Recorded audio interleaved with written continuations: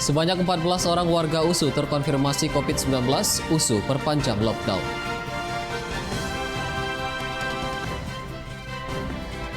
Seorang buronan pencurian uang milik Pemprov SU senilai 1,6 miliar rupiah ditangkap polisi. Upaya pelestarian lingkungan, penenun ulos di Kecamatan Silahi Sabungan diajak untuk beralih menggunakan pewarna kain alami. Halo pemirsa, senang sekali kami dapat kembali hadir di hadapan Anda dalam program Wajah Sumut edisi Selasa 4 Agustus 2020. Selain 3 berita utama tadi, kami juga telah menyiapkan informasi menarik lainnya selama 30 menit ke depan. Bersama saya Dana Pangaribuan, inilah Wajah Sumut selengkapnya.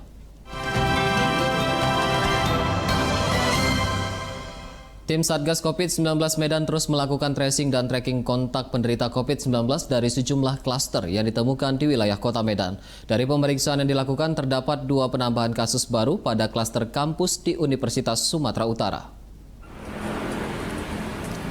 Tracing dan tracking kontak penderita COVID-19 terus dilakukan dari sejumlah klaster yang ditemukan di wilayah Kota Medan, mulai dari keagamaan, kampus, hingga perkantoran. Dari pemeriksaan pada klaster keagamaan, Keuskupan Agung Medan, dan klaster perkantoran kantor BPJS Kesehatan Cabang Medan, tim Satgas COVID-19 Medan belum menemukan adanya penderita baru terkonfirmasi. Namun berbeda pada klaster kampus di Universitas Sumatera Utara, tercatat ada 2 penambahan kasus konfirmasi yang sebelumnya 12 kasus menjadi 14 kasus konfirmasi positif. Menurut juru bicara Satgas COVID-19 Medan, Mardohar Tambunan, data tersebut berpotensi meningkat mengingat pihak USU telah memperpanjang lockdown hingga 8 Agustus mendatang. Mardohar menambahkan puncak kasus COVID-19 di Kota Medan diprediksi akan terjadi pada bulan Agustus ini yang dipengaruhi oleh rendahnya tingkat kedisiplinan masyarakat dalam mematuhi protokol kesehatan. Kemudian untuk klaster seperti di USU saat ini ada bertambah 2 dari 12 menjadi 14 ya. Dan kemungkinan tidak lepas bisa bertambah lagi, bisa saja bertambah. Karena kita lihat saat ini ada kebijakan lagi untuk menutup kembali kegiatan di... Ratusan ASN dan tenaga honorer pemerintah Kota Tebing Tinggi menjalani rapid test massal menyusul adanya salah seorang ASN yang terkonfirmasi positif COVID-19. Rapid test massal digelar di Balai Kota Tebing Tinggi yang diikuti sekitar 200 ASN dan tenaga honorer. Hasilnya 3 orang dinyatakan reaktif dan akan dilanjutkan dengan uji swab. Sekretaris Daerah Pemerintah Kota Tebing Tinggi Muhammad Dimyati mengatakan rapid test massal dilakukan untuk mengantisipasi penyebaran COVID-19 setelah salah seorang ASN di Balai Kota Tebing Tinggi terkonfirmasi positif COVID-19. Rapid test rencananya juga akan digelar di seluruh kantor instansi pemerintah di lingkungan pemerintah Kota Tebing Tinggi. Hingga kini jumlah kasus terkonfirmasi positif COVID-19 di Kota Tebing Tinggi mencapai 39 kasus, 28 diantaranya masih menjalani perawatan.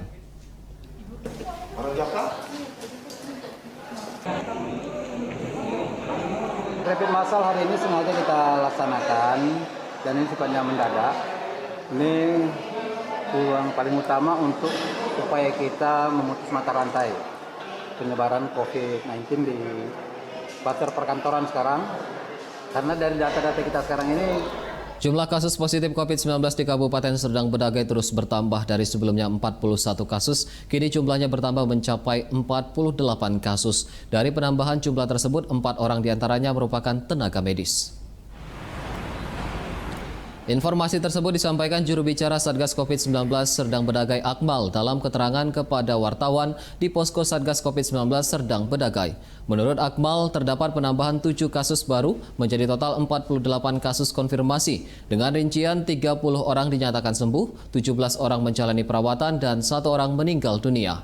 Dari penambahan 7 kasus baru tersebut, 4 diantaranya merupakan tenaga medis yang bekerja di RSUD Sultan Sulaiman Serdang Bedagai, sedangkan 3 lainnya warga Serdang Bedagai. Dengan terus bertambahnya kasus positif COVID-19, saat ini Serdang Bedagai kembali berstatus zona merah. Sampai dengan saat ini, kasus positif COVID-19 Kabupaten Serdang Bedagai sudah berjumlah 48 kasus. 17 warga Kabupaten Serdang Bedagai yang dinyatakan positif COVID-19 sedang dalam perawatan intensif di rumah sakit. Dinas Pendidikan Kota Binjai melarang seluruh sekolah di Kota Binjai untuk membuka belajar tatap muka di sekolah. Hal ini dikarenakan Kota Binjai masih berstatus zona merah penyebaran COVID-19. Hal tersebut disampaikan Kepala Dinas Pendidikan Kota Binjai Sri Ulina Ginting pada konferensi persnya. Sri Ulina menyampaikan pihaknya melarang sekolah di Kota Binjai untuk membuka belajar tatap muka di sekolah, mengingat Kota Binjai masih berstatus zona merah penyebaran COVID-19. Keputusan ini diambil sesuai dengan keputusan Menteri Pendidikan, Agama, PMK, dan Menteri Kesehatan tertanggal 15 Juli 2020, serta surat edaran Gubsu nomor 205 soal izin pembukaan sekolah kembali untuk zona hijau di tengah pandemi COVID-19. Bagi sekolah yang tetap melaksanakan proses belajar mengajar secara tatap muka akan dikenakan sanksi, dan pihaknya sudah bekerja sama dengan Satpol PP untuk merazia seluruh sekolah yang ada di Kota Binjai. Pemerintah Kota Binjai juga sudah membuat terobosan dengan meluncurkan aplikasi Sistem Informasi Guru Mengajar atau SIGUM untuk memudahkan siswa dan guru melakukan proses belajar mengajar melalui daring. Berdasarkan data tim Satgas COVID-19 Binjai, kasus terkonfirmasi COVID-19 di Kota Binjai sudah mencapai 69 kasus. 28 orang diantaranya masih dirawat, 38 orang sembuh, dan 8 orang lainnya meninggal dunia. Bahwa kita masih tetap melakukan belajar dari rumah.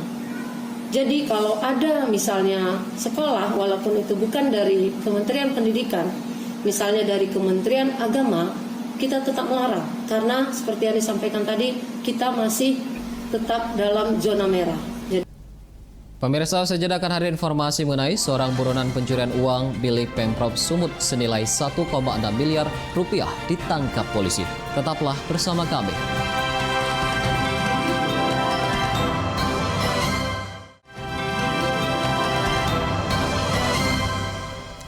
Anda masih bersama kami di Wajah Sumut. Saat Brimob Polda Sumut bersama Satreskrim Polrestabes Medan meringkus seorang buronan kasus pencurian uang 1,6 miliar milik Pemprov Su. Pelaku buron selama 10 bulan dan diketahui mendapat bagian hasil curian senilai 300 juta rupiah. Tersangka Tukul Panjaitan, buronan kasus pencurian uang milik Pemprov Su senilai 1,6 miliar rupiah diamankan petugas di kawasan Jalan Menteng Raya, Kota Medan. Berdasarkan hasil pemeriksaan, pelaku yang buron selama 10 bulan ini mengaku sebagai otak pencurian yang sudah dikenal sebagai spesialis pencuri uang nasabah bank. Dari pencurian tersebut, tersangka mendapatkan bagian senilai 300 juta rupiah yang digunakannya untuk berobat ke Penang, Malaysia. Sebelumnya, aksi pencurian uang milik Pemprov Su senilai 1,6 miliar rupiah ini terjadi di pelataran parkir kantor Gubernur Sumatera Utara pada 9 September 2019 lalu dengan cara merusak pintu mobil. Hingga saat ini polisi telah mengamankan 5 orang tersangka, sementara 1 pelaku lain bernama Pandiangan masih dalam pengejaran. Dari 6 pelaku yang melakukan kegiatan ataupun tindak pidana pencurian dengan pemberatan ini, kami sudah menangkap 5 pelaku. Jadi tinggal 1 pelaku lagi yang saat ini juga sedang dikejar oleh Satreskrim Polres Pelabuhan Pelawan menangkap 1 tersangka pelaku perdagangan manusia berkedok panti pijat di Kecamatan Percut, Deli Serdang. Tersangka yang diduga merupakan muncikari ditangkap polisi karena memperkerjakan anak di bawah umur. Tersangka atas nama Amor Perangin-Angin warga Percut Seituan Deli Serdang ditetapkan menjadi tersangka setelah terbukti memperkerjakan anak di bawah umur di salah satu lokasi pijat di kawasan Jalan Haji Anip, Kecamatan Percut Deli Serdang. Tersangka ditangkap polisi atas laporan seorang ibu yang anaknya dipekerjakan di lokasi pijat tersebut. Selain menangkap tersangka, polisi juga menyita sejumlah barang bukti. Kasat Reskrim Polres Pelabuhan Pelawan mengatakan terbongkarnya kasus ini berdasarkan laporan orang tua korban. Pelaku dijerat pasal 76 junto pasal 88 Undang-Undang tahun 2016 tentang perlindungan anak dengan ancaman hukuman 12 tahun penjara. Terserah dia. Biasanya seperti apa tuh kalau udah sampai itu? Apalagi isu. Satreskrim Polsek Deli Tua menangkap pelaku pembobol rumah di Jalan Jamin Ginting, Kecamatan Tuntungan, Medan. Aksi pelaku sebelumnya terekam kamera CCTV saat membobol satu rumah di kawasan Padang Bulan, Medan.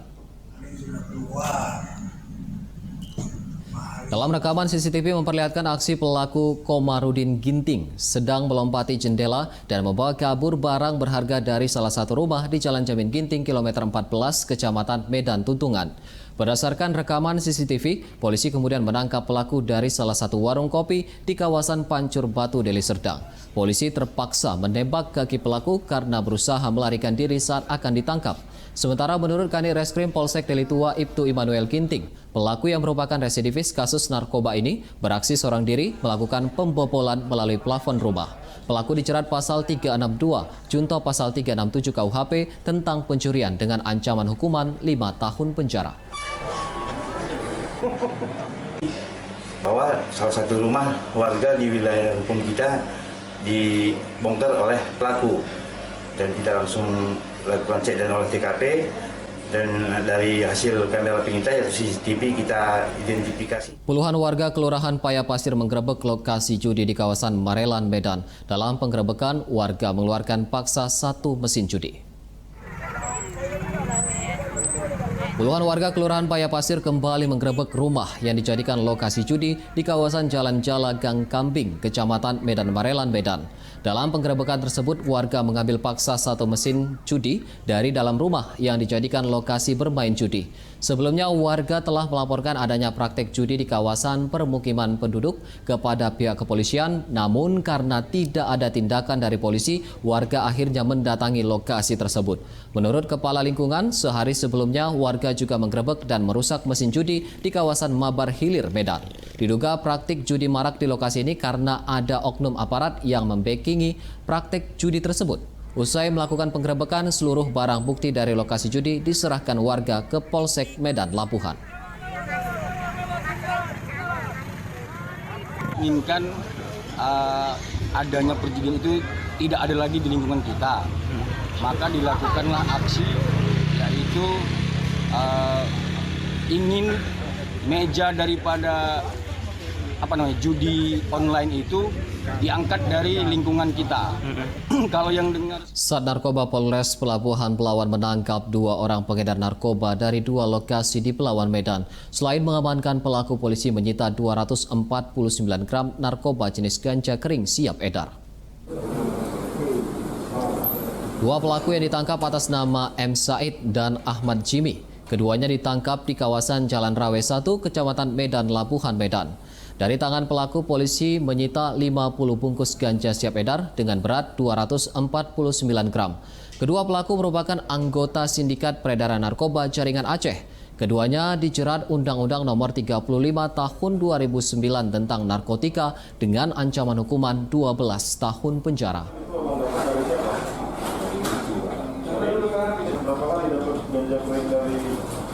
Usai jeda, kami akan kembali dengan informasi mengenai upaya pelestarian lingkungan.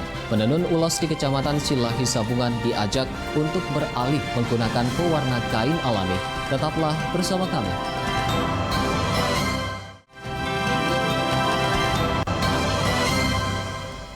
Kembali lagi di Wajah Sumut. Majelis Tafsir Al-Quran Sumatera Utara melakukan penyembelihan puluhan hewan kurban dalam rangka perayaan Idul Adha 1441 Hijriah.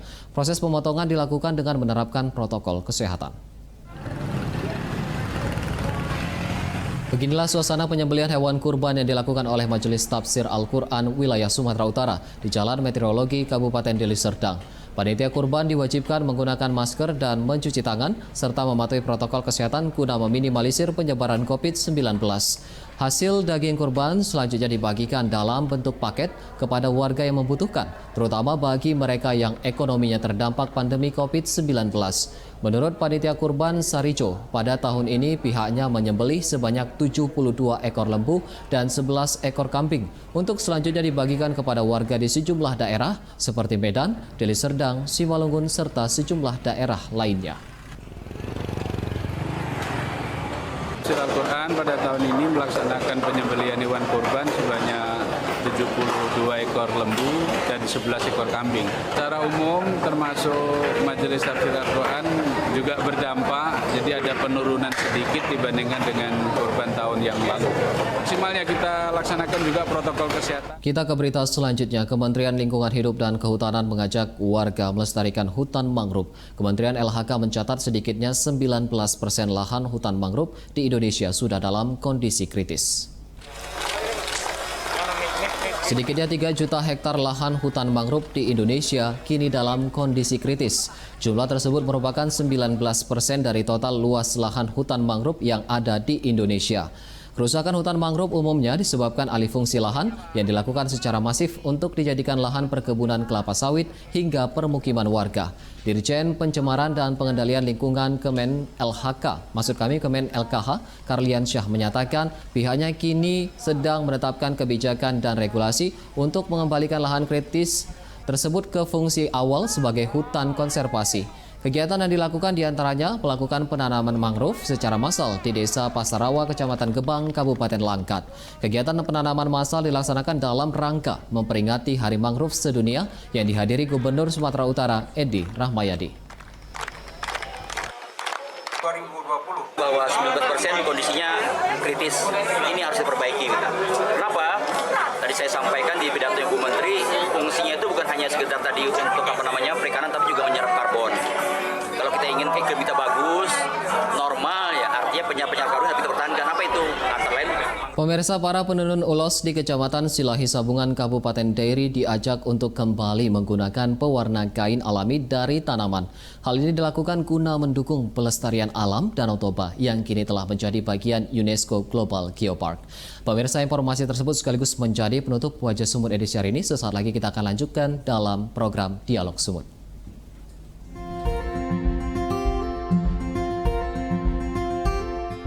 Dalam rangka melestarikan lingkungan khususnya Danau Toba yang menjadi satu dari 5 UNESCO Global Geopark di Indonesia, Dewan Kerajinan Nasional Daerah bersama tim penggerak PKK Dairi mengajak para penenun ulos di Kecamatan Silahi Sabungan untuk beralih menggunakan pewarna kain alami. Para penenun dikenalkan untuk memanfaatkan pewarna dari tanaman seperti mengkudu, ketapang, jengkol, dan kunyit. Edukasi ini ditujukan agar masyarakat di kawasan Danau Toba dapat merawat alam dengan gencar melakukan penanaman pohon yang dapat dimanfaatkan sebagai pewarna kain ulos yang menjadi kebudayaan Batak. Saat ini kita menuju kepada sustainable fashion namanya. Jadi kita merawat bumi kita, merawat budaya kita. Seluruh yang ada di alam ini kita rawat. Inilah nanti bentuk peninggalan kita kepada anak cucu. Dengan pewarna alam, itu kita mengharapkan Danau Toba kita ini, Danau Silalahi tidak tercemar. Di Kecamatan Silahi Sabungan terdapat 400 penenun ulos, di mana 25 diantaranya telah dibekali edukasi terkait pemanfaatan pewarna kain alami. Menurut Bupati Dairi Edi Keleng Ate Brutu, dari kegiatan ini diharapkan kebudayaan asli di kawasan Danau Toba dapat terus dirawat dengan mengembangkan produk yang memiliki nilai jual untuk dipasarkan secara daring. Turun tangan sekarang. Dekrandas sudah mengambil bagiannya, sekarang masuk Dinas Perindustrian dan Perdagangan, sehingga dia bisa dibawa ke skala yang lebih besar. Memang tantangan kita sekarang itu adalah perdagangan ini terhenti gara-gara COVID. Tetapi kita beberapa kali bicara dengan kementerian, dan arah kita itu adalah digitalisasi. Maka pemasaran melalui daring, ini kita minta kepada Dekranasda untuk bisa masuk ke sana.